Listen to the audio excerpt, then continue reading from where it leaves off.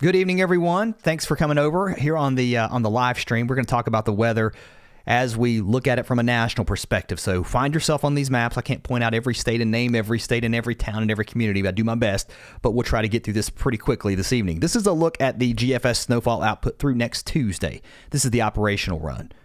I wouldn't read it as if it's verbatim, but if I back it up and take it through about Thursday, this is looking pretty good. And I think we're looking at the southwest and here along the Great Lakes into the northeast. That's the chance for snow. Heading into next week, clearly that expands some. The ensemble guidance still trying to show some snow here. I don't know that that's really going to happen. That would be really heading into Friday into Saturday. I don't know. That's the probability of seeing more than an inch of snow. If you bump that up to 6 inches of snow, clearly not nearly as much coverage here. This is the snow across the southwest that we're watching. That's going to be falling not just tonight, but into tomorrow. And some indications are that it's going to get really heavy across parts of New Mexico and in Colorado. And then that moves off to the east. A huge windstorm wrapping up across Canada. And it's all being brought about by this low that's way up here. Huge pressure gradient here. A low down to about 960 millibars. That is an impressive low. Associated with it, a lot of wind. We're going to see some snow showers, so we're going to push this forward ahead in time through the overnight. As our front blows through, the wind's out ahead of it, clearly going strong, and behind it, we'll see a quick rush of wind too.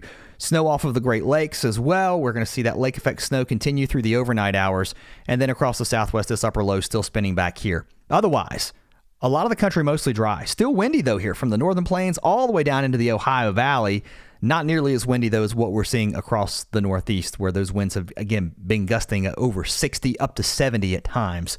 Pretty wild to see those winds, and unfortunately, that's the kind of wind that causes big problems and damage. And if you look at that low, I mean, you're getting down to a Cat 2 strength area of low pressure that's moving through eastern Canada. All right. The snow continues as we head into Tuesday morning. It could be heavy at times downwind of the lakes. And then we have another clipper system. Everything is just riding along this northwest flow here. I mean, that's where everything's going right now. And our upper low is back here. We've got this big ridge here in the upper levels, kind of like this. So everything just moving like northwest to southeast. No big changes here. We've got some snow, though, on the way. Again, from Michigan into the northeast. It's been like a snow globe up here. You guys have just been having quite a bit of snow. Now, I know, down into New York City, you've not seen as much snow towards Long Island and Connecticut, but get west of these areas, and it's been a very snowy January and arguably winter, too, with lake effect snow here. We've got rain moving into Texas, and now the problem will be severe weather. This will be really interesting as we move through the week. Some of these storms could get really strong, maybe even a few tornadoes. You're going to have a lot of wind shear, that change of wind direction with height. And then we've got rain moving north here. And again, thunderstorms on the southern side of this could get really strong. As we move into Thursday, this storm continues to march to the east, and this is where it gets really interesting. Do we end up seeing some snow on the northern side of this? Well, this afternoon's European, trying to mix a little bit of snow here on the northern side. I don't know that I completely believe in that just yet, but you get the idea that it's been showing up, and it's been doing this for the last couple of days. So that would put some snow, rain mix here from Detroit over to Cleveland, up towards Erie, and then into New York State, that is, not down into New York City. It looks mostly wet. Looks like rain for you guys at this point, if I had to guess. I don't think you ever had a strong signal for snow with that one anyway. A little bit closer here. Let's start here in the east. Now we're going to work our way west. Okay, just find where you are. Let's walk you through this a little bit closer to home where you are. Across the southeast, just a few showers here across the coast as we head through the overnight. There comes the wind maker. Your front really dragging my map drawing not so good as anymore. There's your front digging through the Great Lakes. Winds turning in out of the west-northwest. It's going to get really windy too behind this with that lake effect snow picking up. That continues through the overnight. Some of these snow showers and flurries may make it into the cities. Probably not, though. Most of it just drying up as it heads over the mountains, and the wind will start to slack off a little bit. Take a look at these numbers. We'll take you through in time. This would be your this is your wind gust. So you can see 40 and 50, even some orange, and that's showing gust over 60 at times. Some places, again, the National Weather Service saying could see gust up to 70 through tomorrow morning, and then as we move into the day tomorrow, much more calm here. Still windy, though, gust up to 20 to 25, but we're not talking 60 to 70 as we move through the day. Let's continue this out with the precip. We're dry here across the south, dry across Kentucky, Illinois, Indiana, down into the south. We're looking pretty nice here. Temperatures on the way up too. As we head into the Northeast, though, we've got this system still sliding through the Great Lakes into New York, into Vermont, New Hampshire, Maine. More snow here. Some of that may try to sneak down into West Virginia now as we head into Wednesday evening. Timestamp always here on my maps toward the top, so if you can follow, if you want to follow along on the time. And as we move into Wednesday night, the snow shower activity starts to settle down some. We're still dry here across the southeast, and rain starts to move in as we look towards Arkansas, Missouri, even parts of Tennessee.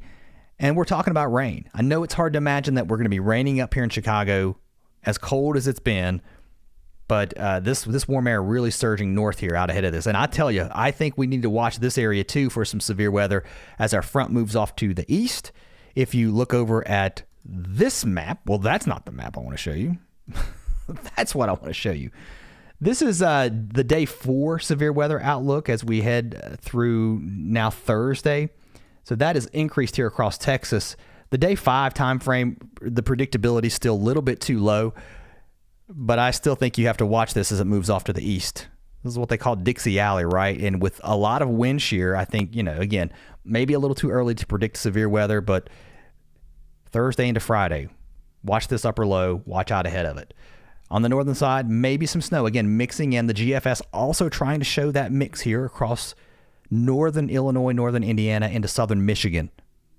Very, very close. There's just not a huge Arctic connection with this. A better chance of snow, though, up here, I think north of Albany into northern parts of the Northeast, and then that moves away. No snow here for the Southeast. That's pretty much it. And then our next system, now we're into the weekend, trying to move through again with more snow. I mean, this area, you guys have seen a lot of snow here into the Northeast.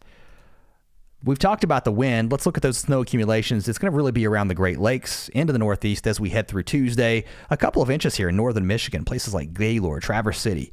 The northern part of the lower peninsula is going to get the most snow up here into the UP, and then also up into the northeast corner of Wisconsin. Not much down towards Milwaukee. Sorry, guys. Madison, no snow for you. Down to Chicago, Illinois, Indiana, Ohio. So sorry, all you snow lovers. It's going to be snowing, though, here into northwest Pennsylvania up towards Erie. And then once you head across into New York, up towards Dunkirk, Buffalo, Rochester, Jamestown, we're going to get some snow out of this. Maybe even up into the Tug Hill Plateau, quite a bit of lake-enhanced snow here. They could really add up. Lake Erie now mostly frozen over, so not as much snow. And we're also going to get some snow here downwind of the lakes here, Lake Michigan, Lake Superior, and also Lake Huron into parts of Ontario. Now, another snow is going to move through as we head toward the weekend. This right here, that right there showing up, you can see it pop up. That's the GFS trying to show some of that snow on the northern edge of that next system. Let's wait and see how all that turns out. A closer look into the Northeast, into the big cities as we head into Wednesday. Again, there's some snow that's going to fall through tomorrow, mostly back here. But the next system tries to coat some snow here into northern Connecticut, western Mass, and then maybe into Boston with a couple of inches of snow here, down to New York, New Jersey. No snow for you. Winter's not over, guys. People give up. I get it. This can change like a flip of a hat. I've seen it happen. March 93, we thought winter was over. We had a crazy, crazy superstorm. I'm not saying we're going to see that, but let me tell you something. As a meteorologist, I can tell you some of the most energized and some of the strongest storms can form heading into late February and March. Why? You have so much latent heat potentially being released into the atmosphere with big storms. So there you go. I can't tell you it's going to snow in Houston again. Yeah, your best chance. You guys can't complain. If you're hoping for snow in Houston, come on, man. Did you see what happened in Louisiana, right? You guys, that's a once-in-a-lifetime thing. You got to go back to the 1800s before you had that much snow. You're probably not going to get that again. So maybe it's over for you. Okay, let's look at the central part of the U.S. Kind of boring here. Sort of quiet. However, rain is going to pick up, though, into Texas. Again, this is the problem with severe weather on the front right side of this upper low. As it spins through Texas, tornadoes possible here as we head into Wednesday and even into Thursday as this moves off to the east. Again, the Storm Prediction Center highlighting this area here from really Dallas south. It really picks up here across central Texas with a number 2, a 2 out of 5 here on the Storm Prediction Center outlook. That's the convective outlook. And they were talking about damaging winds, hail, and a few isolated tornadoes. So that's something to keep an eye on as we head through the week. And then that pushes off to the east.